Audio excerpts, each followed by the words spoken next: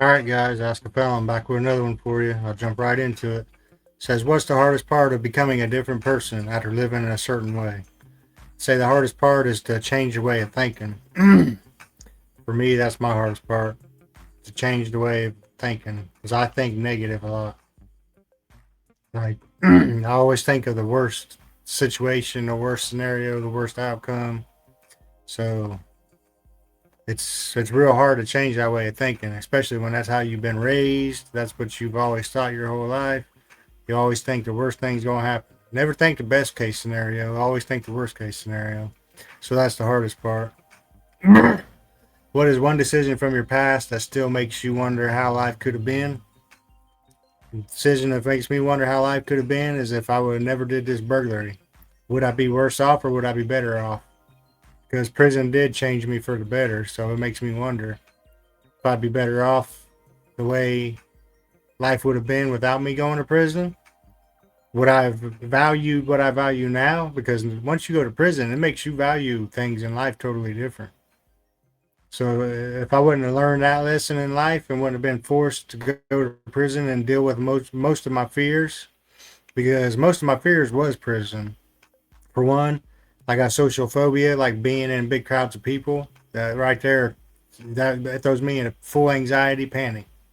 So it made me it forced me to face that fear to where I had to be in a big dorm. Well, I guess you could call it a dorm, a cell, whatever you want to call it. To me, it was like a dorm because there's like 25 cells, 30 cells in each dorm.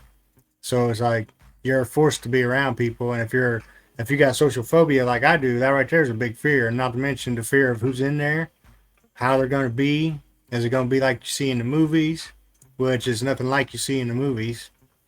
So that still makes me wonder. That's one of the decisions. If I never did this burglary, would my life be better right now, or would I be worse off? Would I have made even more dumber choices since I had never been to prison? Because I never really fully grasped the whole consequences because I was always messed up. So I never really thought the full extent and the feeling. Once you go to prison, you get the feeling of them consequences. So that's what makes me wonder. When you finally had your freedom again, did it feel the way you imagined it would? Well, yeah, actually, it did. It made me realize that getting up, even just waking up early in the morning to watch the sunrise or to see that morning sun, how, the birds chirping, you miss that in prison. Because in prison, just being able to go outside to get some sunlight is a big deal. Sometimes I didn't have to go to chow, but that was the only time you got to get out. And most of the time was to go to chow. So just to walk to chow, you would see people walking real slow, staying right far behind, trying to drag it out just so we can get some sunlight. So yeah, when I got my freedom back, it was exactly how I imagined it. It was like a grateful feeling to feel like, man, if I want to get up early and feel that, see that dew on the grass, to get up and hear the birds chirp, things like that. Little things that you think is stupid and took it for granted out here, but it's like, man, just to hear traffic, hear horns blowing, hear cars running, things like that. Like you don't realize what you get, what you have until you lose it, and it's a shitty feeling when you lose it because all the little things that you didn't think about out here in the real world, you think about it in there. That's for sure. What's the biggest misconception people have about someone who's been to prison? That they're mean, or they're tough, or they're bad. Just because you've been to prison don't mean that you're anything special, or don't mean you're anything bad. You know what I mean? Don't mean you're a bad person.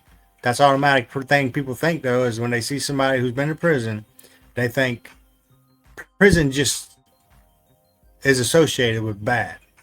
I mean, it makes sense because people go to prison for making bad choices, but it don't mean the person themselves is a bad person. So that's the biggest misconception. Because, like I said, I've met some of the best dudes in there. Like I met more dudes in prison that I would have messed with out here on the street and been friends with than I did out here on the streets or at jobs or anything like that. Like some of the people in prison, I would rather have hung out with them on the streets than most of the people I hung out with on the streets in real life. What's something your addiction convinced you was more important than it really was? Getting high. It was like I couldn't start my day without shooting myself up. It was like if I didn't have no drugs, I wasn't waking up. It was that simple. I ain't got no drugs. I ain't waking up. I ain't gonna feel like shit all day because I don't have my drugs. So my addiction convinced me that was more important. That and having a big group of people to be having a group of friends, not really friends, but a group of associates, which really was it all it was a group of drug connections.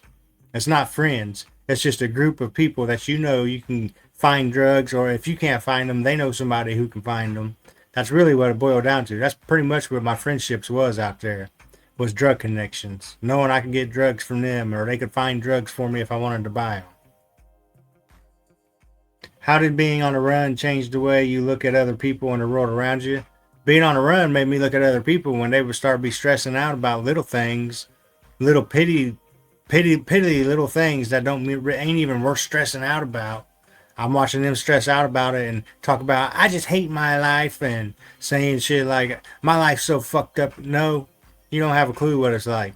Yeah, it might seem fucked up to you right now, but you don't really know. You should be appreciated. You should be grateful that you got what you got right now. Things are going like they do. Like, that's one thing people will never understand unless they have lost everything and started at the bottom. They don't appreciate and realize how good they really have it. There's always somebody out there worse off than you. And for something petty, like I said in one of my other videos, oh, I can't fill my gas tank up. It's the end of the world. I can't do this. When really it's not shit. Like, I wish that would have been the least of my worries when I was on the run. Or another thing that, like, on the run that made me look at other people was seeing how grimy and sneaky people are. Because like I said, I had people trying to turn me in, and it was all about drugs. Because I was taking their drug connection. Something that petty. Because I was buying drugs from their drug guy. They would try to turn me in because when they wanted drugs, they wasn't there because I didn't buy them all. Like little spiteful shit like that. So that made me look at people in different ways. What was the first thing you noticed about yourself after you were finally locked up? I've noticed the first thing I noticed was how small I am compared to other people. So when I got in there, I seen some big dudes, and I'm like, damn, here I am, 120 pounds, 5'8", and then you're in there with some humongous motherfuckers, and it's like, damn, what would I do if this motherfucker tried to beat my ass? What would I do if this motherfucker tried to fucking rape me or something? You know? Like, the movies make out like that shit happens, but it don't happen in there because, for one, there's too many gay guys in there willing to do whatever the fuck you want them to do.